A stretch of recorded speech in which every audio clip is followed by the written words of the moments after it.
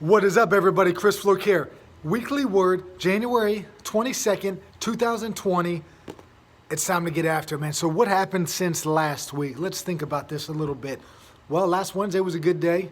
Same with Thursday and Friday. Over the weekend, we got a little snowstorm up here in Pennsylvania.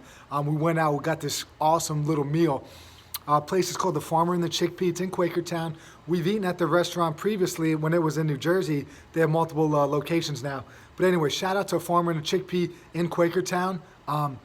Pretty cool little spot. I mean, they renovated like an old garage, turned it into a restaurant. They built everything there. I believe most of the tables, chairs, they just built it right next door in their little work garage.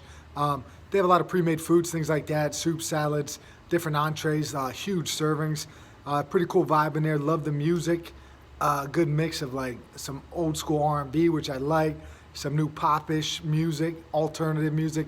Anyhow, pretty nice spot in Quakertown. What else happened here, man? I put out the weekly word this week. Now, so we got a few things going on. I had to change up my little workout routine. The weekends were driving me nuts. I wasn't really doing too much of physical activity, so I took my 44-kilogram kettlebell home, started whipping this thing around, squatting it, doing this horn clean, things of that nature, kettlebell swings. Basically, what the goal is going to be here, and this is could kind of be the goal for everybody here watching this thing, is like any activity is better than no activity. So if you could find something that you could do, go for a walk, get a bicycle, walk, grab some weights and walk up and down your stairs 20 times. Any activity is better than no activity. And I'm trying to crank that up a little bit over the weekends.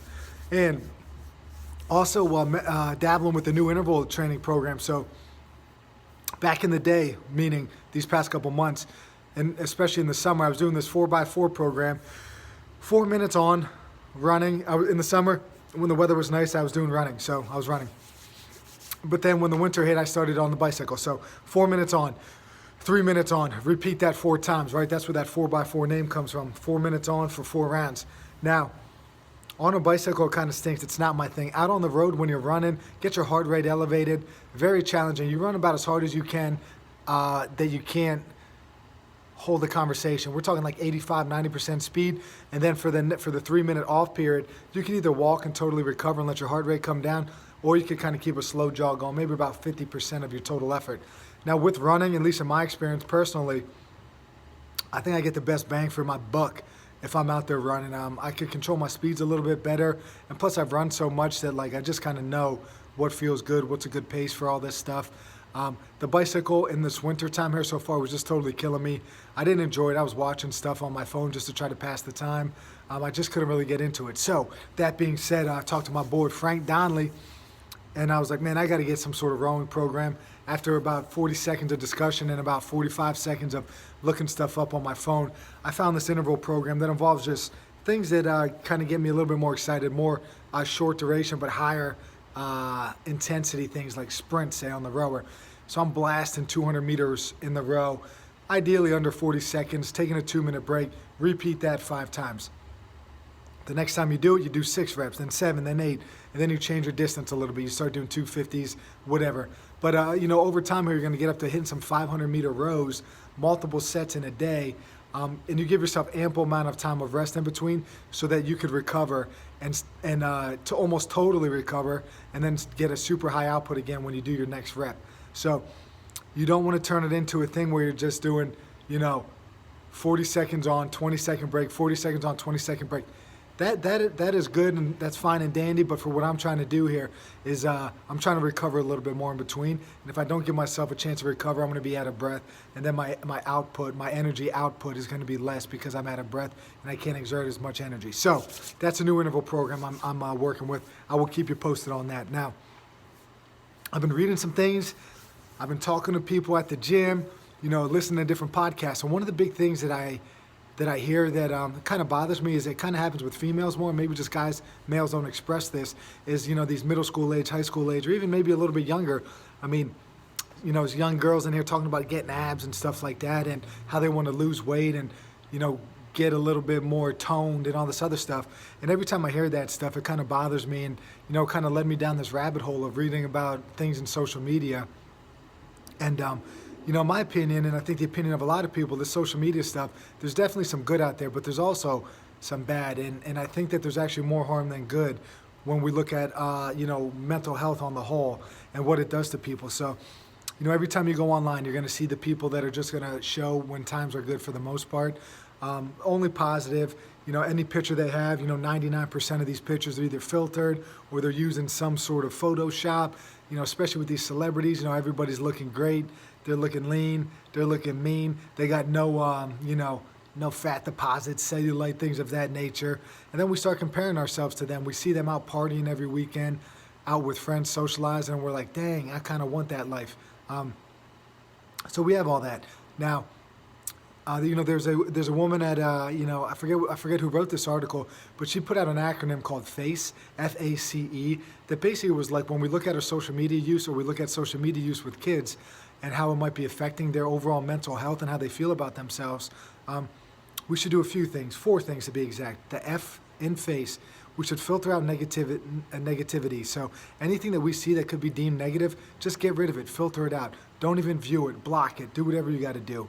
The A for the acronym FACE, avoid being on social media. So you got to look at your usage. If you're on this thing all day, every day, if you can't hold a conversation with somebody, if you don't know how to communicate with your mouth, it's going to be a problem, and you need to avoid being on your phone, being on social media all the time.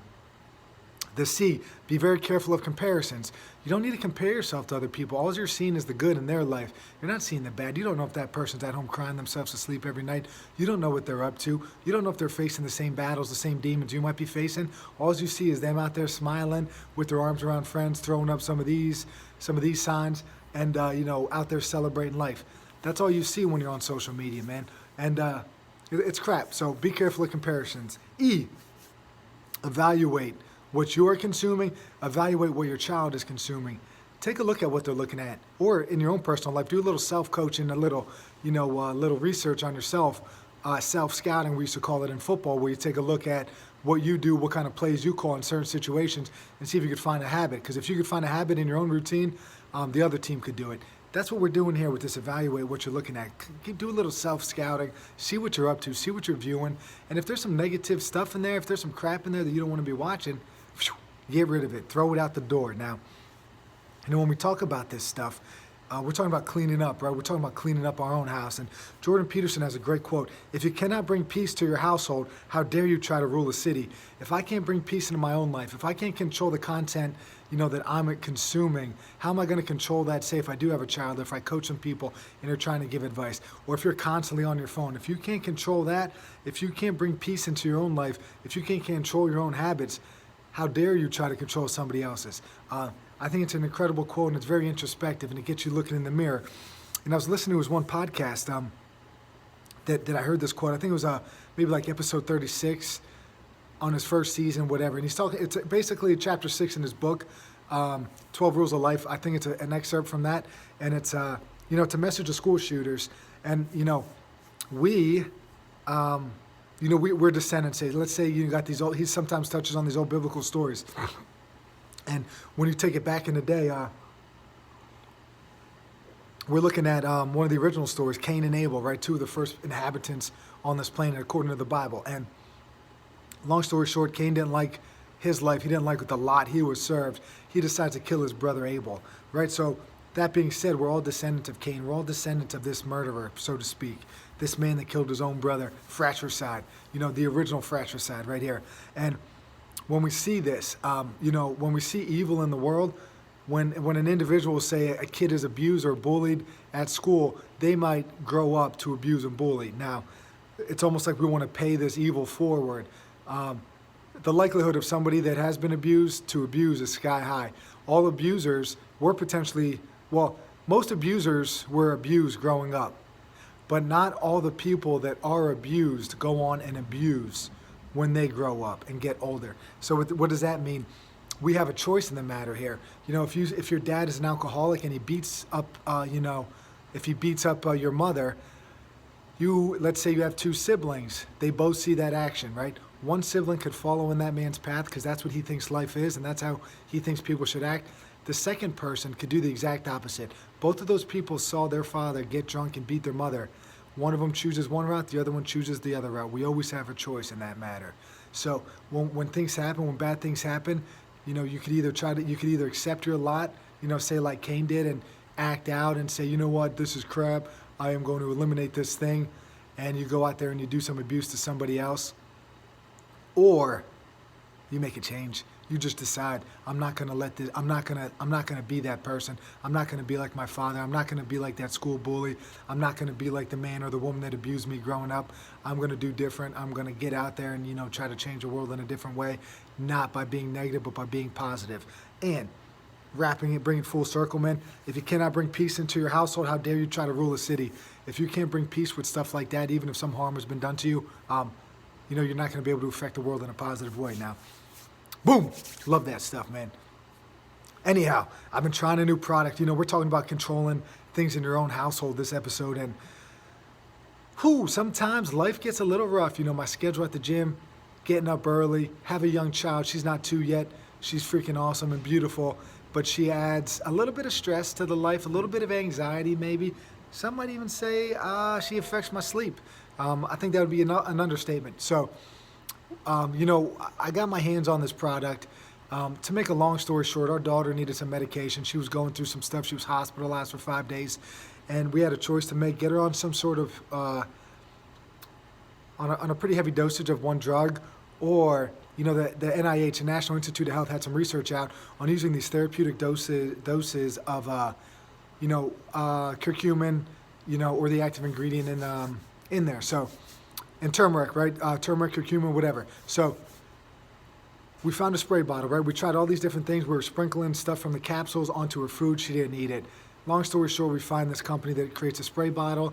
Turns out it's a multi-level marketing company. We're like, whatever. Let's buy this stuff because it works. Her blood work is coming back perfect. Well, not perfect, but like every time significantly better. So we're just like, maybe we sign up for this thing. We'll be able to get a group discount. And if any of these products could help somebody else out, we could just kind of tell them where to go for it, or we could just sell it to them or give her a referral link. They could get a discount, yada, yada, yada. So anyway, I guess I'm a part of a pyramid scheme. But that being said, they hook you up with a lot of products. So I've been trying the CBD oil. I got a decent amount of it. And I'm like, you know what? People think it helps, right? With anxiety, stress, sleep.